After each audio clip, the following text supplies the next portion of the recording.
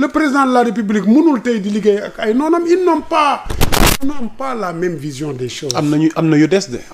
c'est-à-dire Waly Diouf Bodian demagul. mais ñoom ndax mën nañu séntu fan yi ñu jëm. ma ni dañuy bokk ci liste ba dama lay wax lenn. ñu ci bari ci ñoom. bu démb doon tey ils vont pas enclencher ce qu'ils ont enclenché. ah bon bu démb doon tey. du ñu def li ñu def nii. ñoom ñëpp ñu ngi rëccu. ah bon ñëpp a ngi rëccu. ak li ñuy wax yëpp. for naa sax ci weewu béy benn ancien ministre ne Ousmane Sonko lépp yow yaa ñu yóbbul chômage bi li ñu dal yëpp yow yaa ñu ko teg. entre temps Ousmane Sonko il est président de l'Assemblée nationale. Il bénéficie de sa caisse noire. Il bénéficie de ses privilèges. yéen entre temps yéen dof yi ngeen doon xaw ma vous allez m'excuser sax. waaw allez-y vous allez m'excuser ci terme bi. parce que gëm naa ne am ngeen njaboot am ngeen famille. yéen nan la leen seen moroomu góor di entraîner dans des erreurs là ngeen ñàkk seen poste moom mu toog ci postam di recevoir xaalisam ak caisse noire am yéen mu mettre leen au chômage mais c'est quand même je ne peux pas comprendre ça et c'est inexplicable pour man personnellement wax dëgg yàlla dama ko ñaawlu naa loolu trop. am na benn ancien ministre bu am ay regret. mais fort ne ko bu ñu demee chômage yow yaa ñu fa indi yow yaa ñu yóbbu chômage. wax ko Ousmane Sonko. mais publiquement mais loolu dina mos a feeñ. ah bon. mais alors bien là sûr vous me faites une révélation là. mais comme commencé nañ am naqar quoi. bañ a am naqar xoolal bu ma seetuloon dara sax bu nekkuloon sax de façon dama ko fi wax mais bon vraiment ma sangu ko sutura mais dama lay wax benn affaire. non vous êtes libre quand même. non je suis libre mais non bugguma wax loo xamante ne aussi. ëllëg mën na ma andil. non ils l'ont fait avec conviction. parce que nee nañ seen ngor meetu lañ ñu toog. non bon loolu ay wax la woon rek xam nga aujourd'hui des arguments politiciens tey jii ñoom biñ nekkee tey à l'opposition di wut nguur gi lu ñu doon wax bi ñu dugg see tey est-ce que le discours n'a pas changé le discours a changé la loyauté n'existe pas même ki ko jox président assemblée nationale tey boo wéetoon ak moom tey mu wax la tey leneen gars yi ñu ngi rëccu mais ñu ci bari ci ñoom ñu ngi woo Diomaye du leen jël le président ne les prend pas. non xanaa. mais il y a énormément de choses qui se passent. non il faut carte sur table la monsieur Ngom. man il y a énormément de choses. il y a beaucoup parmi eux qui aimeraient avoir aujourd'hui le coup de fil du président wala ñoom seen woote bi président jël leen wala li ñuy demander pour président recevoir président na ñett li ñuy wax tey ci télé yi di ŋàññi naan woy président woo nañu def nañu nii mais loolu ay wax la rek est-ce que tu crois que le président xam nga tey on ne peut pas croire à un sens on croit à deux sens tey bu ma waxee da nga maa war a delloo mais boo waxee kenn delloowu la mais ni ki la delloowul dafa nekk ci position boo xam ne mënul nekk fii di waxanteeg yow le président de la République ne peut pas. certains même s'interrogent sur ce silence du président mais le président loo ci mais parce que le président il est au-dessus de la mêlée il est au-dessus de la pyramide et tu crois que le président va rester là à parloter di wax di ñii nga xamante ne ils passent leur vie di être dans la manipulation matin midi soir mais loolu leen indi tey ci pouvoir bi taxaw naan woy diw ñii day amoon nañ xaalis bu bëri di ko sàcc à votre détriment tey bu ngeen amul xaalis ñii ñoo tax nangam indi sàmba jàppal paate bi ñu ñëwee ñiñ fi jàpp ñëpp génn nañ ana luñ teg ci taabal bi dara Mansour Faye moom moo ci gën a Mansour Faye parlons de Mansour Faye qu'est-ce qu'il a fait bi ñu fouillé lan lañ gis Farba Ngom bàyyiwuñ ko les Tahirou Sarr bàyyiwuñ leen wax ba tëj nit ñi xam nga nit nag dama lay wax leen ne man ngaa wax ba jël ab nguur waaye wax ba defal am réew gaw ma ne mën naa nekk réew ay pexe koy defar ay relation koy defar mais taxaw di wax rek defarul am réew ndax njiitum réew mi ñi mu wàcce est-ce que toppe naru cee am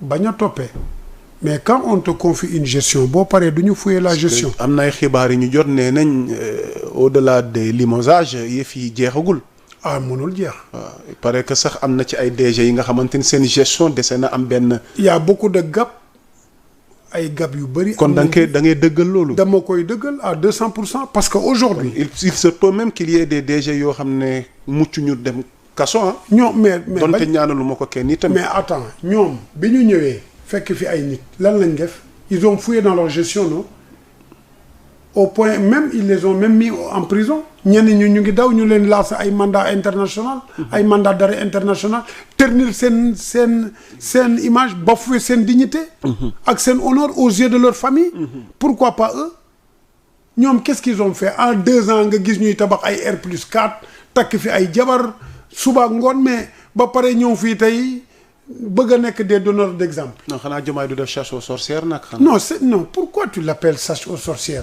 Mais la justice fera son travail la Cour des comptes va faire son travail IGE day def liggéeyam les organes de contrôle de l'État sont là ils sont tenus et obligés de faire leur travail yow tey da ngay ñëw tey ci sa plateau bi même ki moom kër gi terewul boo waree def tey sa liggéey nga def ko. Mais la Cour des comptes il est dans l'obligation de faire son travail convenablement. Donc bu ñu defee seen liggéey fouiller dans la gestion mais naturellement on verra des choses ma ni yooxu dina jib fu ñu ko foogewul Sénégalais yi dinañ dar seen gémmiñ ci ñii nga xamante ne ils sont jub-jubanti lañ fi woote jub-jubanti ils sont bavards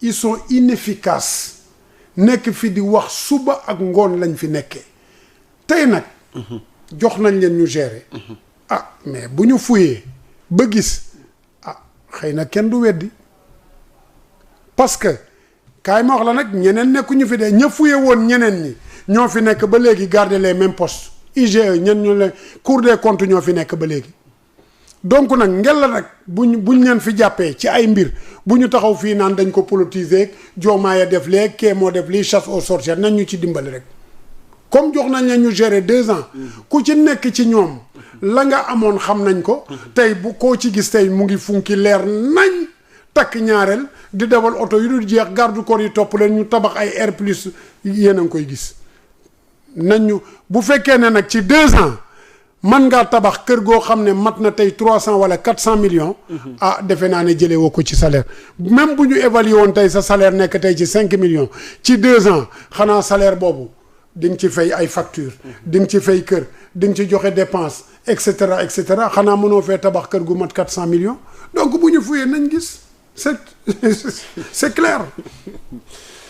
Alors s'il n'y a rien à ajouter ci actualité politique bi ñu dugg ak yow ci économie laataa ñu jeexale ce secteur s'il n'y a rien à ajouter politiquement parlant bu fekkee amoon leen looy dolli. man je suis là pour répondre à tes questions yow laay laaj ndax amoo loo may laaj may tontu. Ok. Parlons à présent de l'économie de notre pays. Vous êtes dans le secteur privé. Alors l'état de notre économie tey ban taxaw seetlu lañ ci mën a def ak yow. Bon, il y a des avancées parce qu'aujourd'hui nous avons quand même des avancées avec le FMI tey guuta gi c'est vrai que nag l'économie a sombré ça. Tous les Sénégalais sont témoins de tout ça. Ça nag c'est dû au discours de Ousmane Sonko qui nous a coûté excessivement cher par rapport à cette dette cachée-là. Le FMI est venu pour être crédible mu ñu ne leen écoute comme il y a ça. Comme vous avez dit qu'aujourd'hui il y a une dette cachée venant de nous léegi nañu fouiller. xool ba xam ndax y a une dette cachée pour ñu mën a ñëwaat mën leen a accompagner donc c'est ça qui nous a valu ce qui nous a valu aujourd'hui c'est grâce à Ousmane Sonko moo tax économie bi était en rade l'économie a sombré mais le chef de l'État aussi n'avait pas démenti.